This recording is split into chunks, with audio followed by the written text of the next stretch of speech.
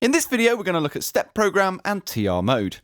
We'll start with step program, and I'm going to use the same project I created in the previous video on programming patterns.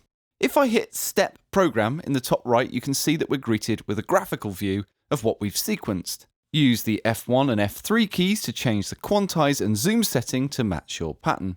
I'm going to use 16ths as that's what I recorded with and what everything is quantized to.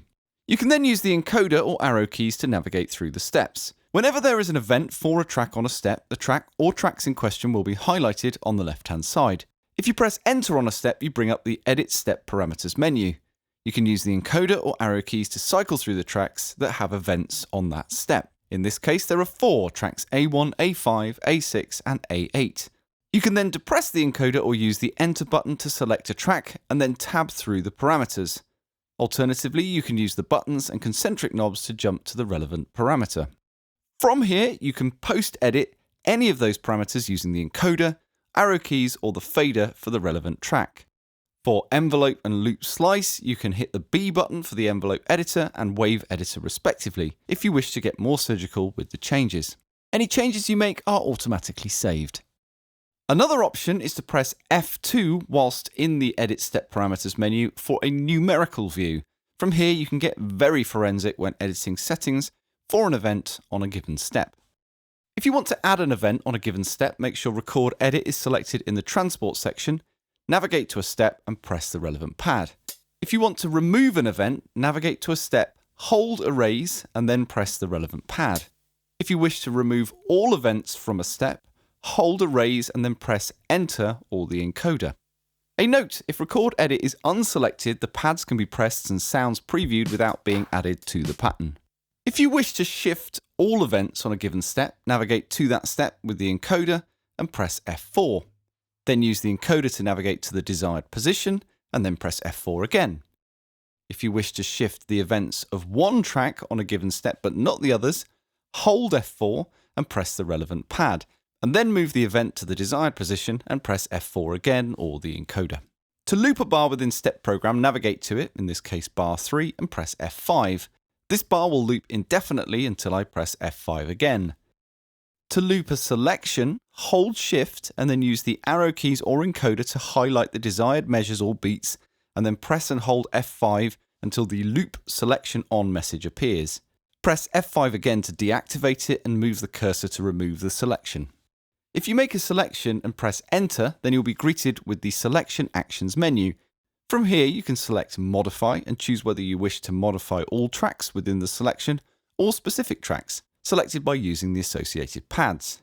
You can then alter gate length, level, pitch, and filter settings and apply the changes using the Modify option.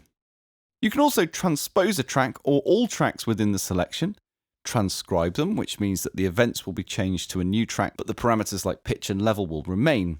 You can also cut them, copy them, or erase them.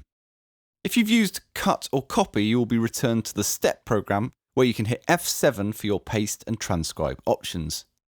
If you make a selection and press Erase, then you'll be greeted with the Erase selection menu. From here, you have cut, erase, and shift options.